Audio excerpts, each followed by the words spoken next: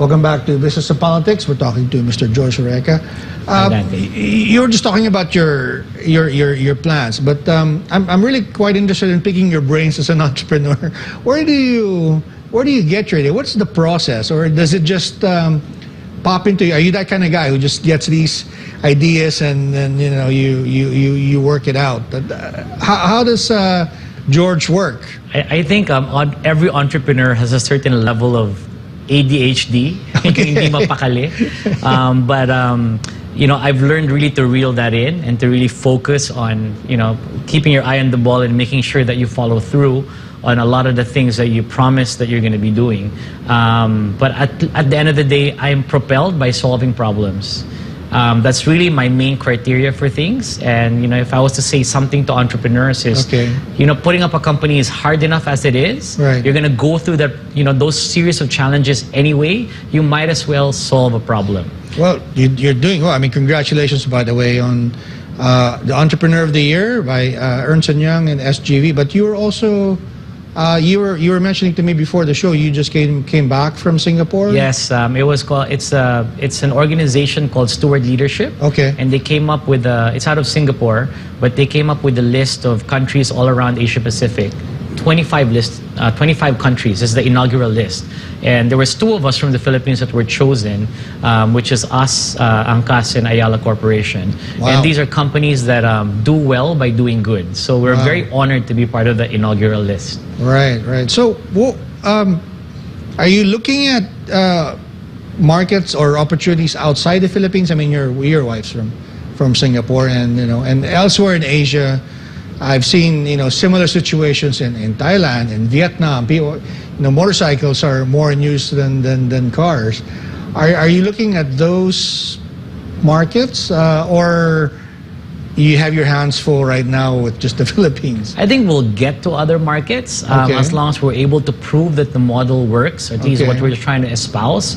There's a lot more work to do in the Philippines, so our focus is really in country for now. Okay. And there's a lot of different pain points that we have to still fix, and that's always been kind of what our philosophy is.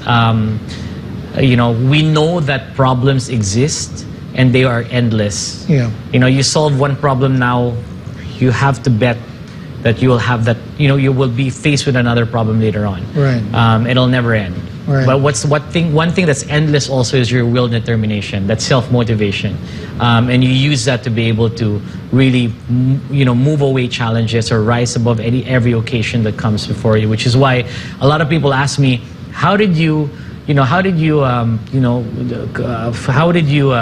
survive those insurmountable odds or overcome those odds? We just did. We did because we didn't apply grit. We developed grit because that's over time. It just so happened that we were just solving one problem after another. And that's the reason also why I tell a lot of people, because my wife's Singaporean, and it's so efficient.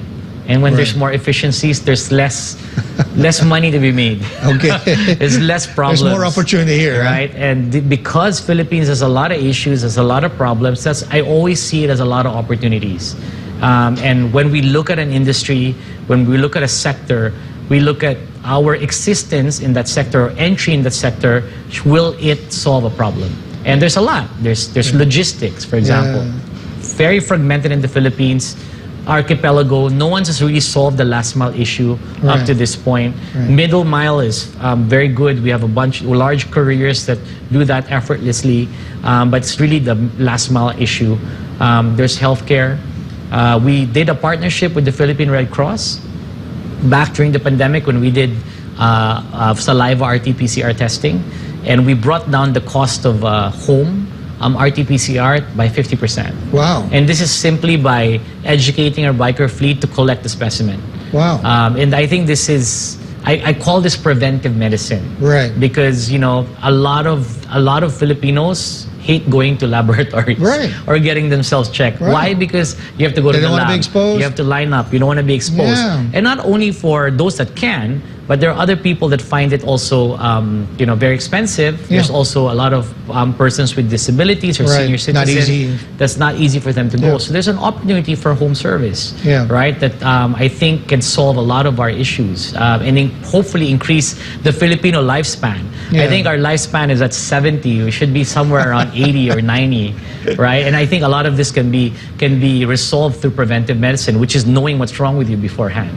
I saw a video once that said, sort of, I mentioned this in tongue-in-cheek, that your lifespan actually gets longer if you're happily married.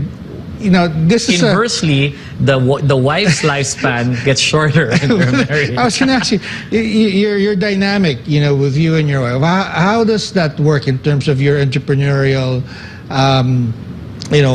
mental processes, and how do you bounce off ideas of each other, or do you come up with one and she comes up with one and you work it out, or how does it work? First of all, I concur with what you read, because when I met my wife, I quit smoking, so I think that added at least 10 to 20 Several years to in your my life. life, Okay, right? there Right you go. off the bat. There so you go. That's a very, very true thing, very accurate statement. For us, we found a way to make it work.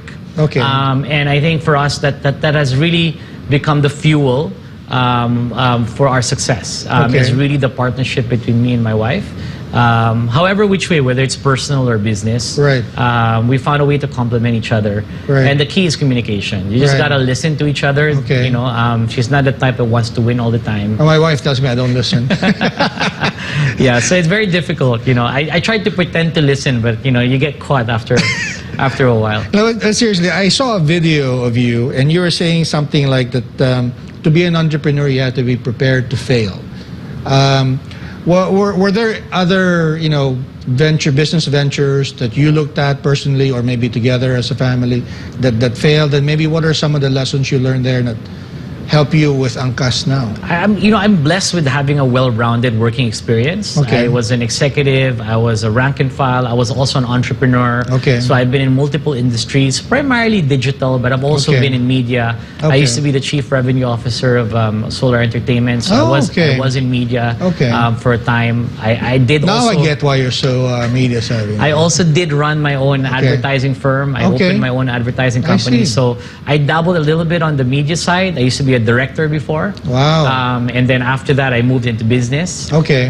So I was pretty fortunate there. Again, ADHD, because I kept moving from one thing to another. But that kind of gave me the whole well-rounded experience. But then, yes, the best teacher is failure. Okay. I get more from my failures than I do from my success, although success feels good. And when you have a success, you celebrate it. Right. You don't not celebrate it because you need to use that energy for the next challenge. Right. No matter how quick you celebrate, you got to celebrate. Right. But success is really the mother of all. A failure is really the mother of all learnings, right? So you stand by that statement. It's really important in the process. Definitely. Okay. You got to fail quick, and fail a lot. Okay. But fail now. Don't fail later. Okay. Well, right? we'll talk about later. Looking over the horizon, there. A lot of people are saying the Philippines is facing a lot of headwinds, and one of them in particular, inflation, high fuel prices, directly impact companies like yours. Yes. How big of a concern is that? And then, what are some of the things that you'd like to express to maybe people in government who are capable of doing something to help people like you? I mean, my stakeholders are the ordinary Filipinos, so inflation is truly a concern. Food prices, and even gas. We're a little bit, and I say a little bit, fortunate because the fuel efficiency of motorcycles is quite high, better, much better than a car. But we're not exempted from the everyday problems. One of the things that I wrote about in an editorial, another one, but was suggesting that maybe the government could look at increasing the proportion of biofuels in cars, because right now they're only 10%, right? Is that a practical idea? I mean, what's your point of view there? Because our thinking was that maybe if we use less fossil fuels and more of the bioethanols, right? But I don't know how expensive the bioethanols are, to be frank. But is that the practical idea, or there's something else that they should look at? You always need to look at things in scale. Okay. Right? How do you scale this up? Is this a nice to do on some small segment or some small part that could have some impact? But really, when you deal with a business like mine, you look at it from a tens and thousands, right? Right. How do you scale this up? Do you have to change anything in the equipment? Right, and what is the cost to each one? Like, for example, EVs. A lot of people ask about EVs. Definitely. Do I want 100% of my fleet to be EVs? Yes. Yes. Definitely. But there are charging stations concerns, right? How do you plug it? What is the efficiency of one charge? How long does it take? What is the cost of one EV versus a regular motorcycle? So for me, you know, we can do experiments and things like that, but I'm a firm believer of pilots. You know, because that's where I am now. That's where I advanced, you know, this cause of mine, this advocacy is through a pilot program. And I think the government, like, you know, the BSP and DOTR, has really been successful in creating this sandbox approach where we can try out new innovative ways and then see whether that works and see how that scales. Yeah. Are you excited about that? Because, you know, that's something that came out of NEDA. They proposed an executive order to the president, removing all of the import tariffs on EVs, including electric bicycles and tricycles. Do you think that there will be a quick turnaround? Because, as you said, there's no infrastructure to speak of, or very little, to be fair. No, I'm quite bullish about EVs. Okay. I think it's an inevitable, ultimate end, you know, our path that we're all going to go through. Yeah. And that's the trend that's going to happen. It's just a matter of how quickly do we adopt it. Right. Right. And it will spell, it will require support from the government. Right. And I think that is a step in the right direction. Right. You mentioned cost. I mean, do you guys work out the financing with your existing riders? Is there a scheme We do. maybe you go to the bank and maybe they get, you know, some preferential? So we do partnerships. We have a lot of partnerships with different dealerships, different financial institutions, even banks. And, you know, back in 2019, you know, it was good as sold. If you're an Angkas biker, they'll sell you any motorcycle on financing. Okay. Just because it was they know your reputation. They know our reputation. Yeah. So we do a lot of partnerships. One thing that we know to do is stay at our core business and bring in partners to be able to, you know, just really expand the ecosystem. Okay. Well, very interesting. I wish I had more time to talk to you about this, but unfortunately, that's all we have for today. But I want to thank you again, George, for making time. I know you're very busy. I've been trying to pin you down, but you've been in Mexico, you've been in Singapore, you've been all over the place. But before we go, maybe you'd like to leave our guests with some message? Yeah. So I think for all entrepreneurs out there is make sure that you solve a problem. Because when you solve a problem, when you take time to identify a problem to solve and you're actually solving it, then the adoption for that is very, very high. People respond to it very, very quickly. And once you're already in the thick of it, you know, a lot of the failures of startups is less from external factors like markets, you know, money drying out, but more so that the founder just quit, right? So when you have a great idea, when you believe in the idea, know that it's gonna be an uphill challenge, know that there's gonna be problems along the way, a lot of problems along the way, embrace it and just keep rising to the occasion, keep going and you're knocking out problems along the way because your will is endless. And know that, you know, the only thing stopping you and the success is yourself. You know, when you quit, that's it. So don't quit, move forward, and, you know, be the next unicorn. All right. Well, there you go. Believe in yourself, and maybe you'll be the next guest on SMNI's Business and Politics like George. Thank you very much for your time. I'd like to thank our viewers watching this program and those watching the replay. I'd like to thank Pastor Apollo Kibuloy for making this program possible. This has been Business and Politics. I'll see you next week.